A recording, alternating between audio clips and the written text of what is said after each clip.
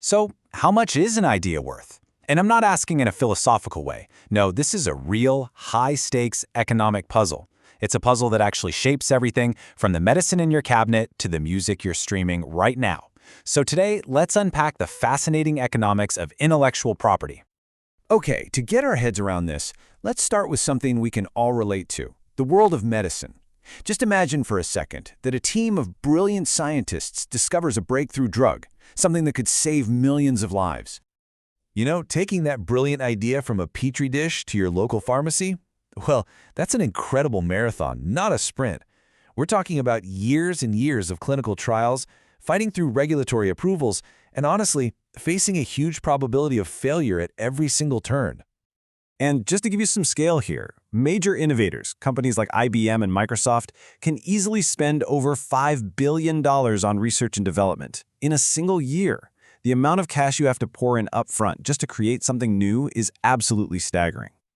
Okay, but here's the kicker. What happens when, after all that work, the chemical formula for that life-saving drug is finally known? Well, another company could, in theory, replicate it for a tiny, tiny fraction of the original cost, and that is the central problem we're going to dig into. So this all boils down to a fundamental economic conflict. It's a constant tug-of-war between creating an incentive to invent and making sure everyone has access to those inventions. You know, economists actually have a name for this. They call it the appropriability problem.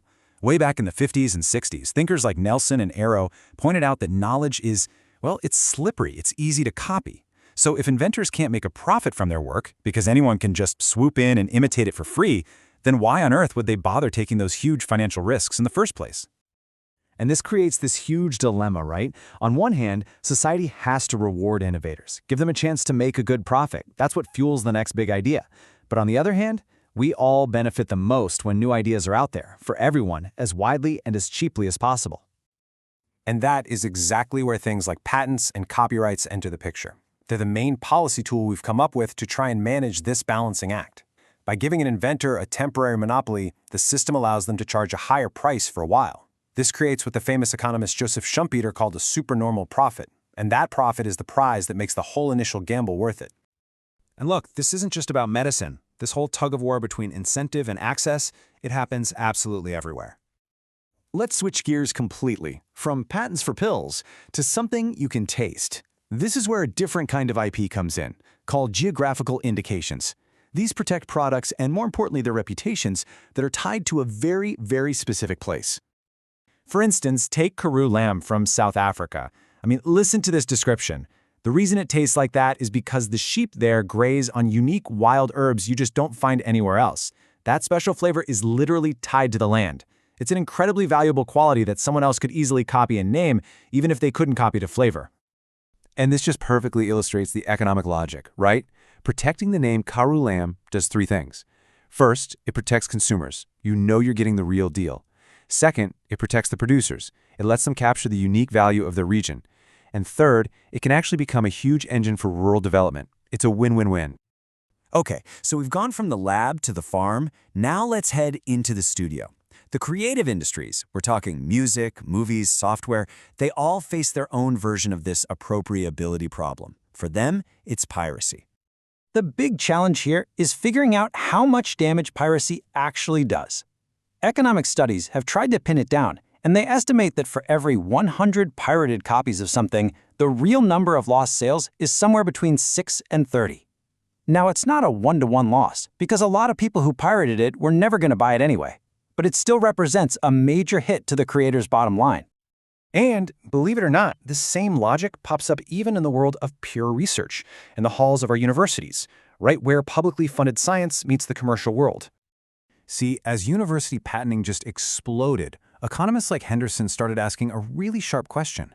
Are we actually seeing more useful inventions making their way to the public? Or are universities just getting better at patenting every little discovery, which could actually slow down the open exchange of knowledge that science relies on? It's a huge ongoing debate. Now this is where it gets really interesting, because this whole balancing act, it looks completely different depending on where you are in the world, and specifically a country's level of economic development. It's easy to think, hey, stronger IP laws must mean more growth, right? But the data tells a much weirder, more complicated story.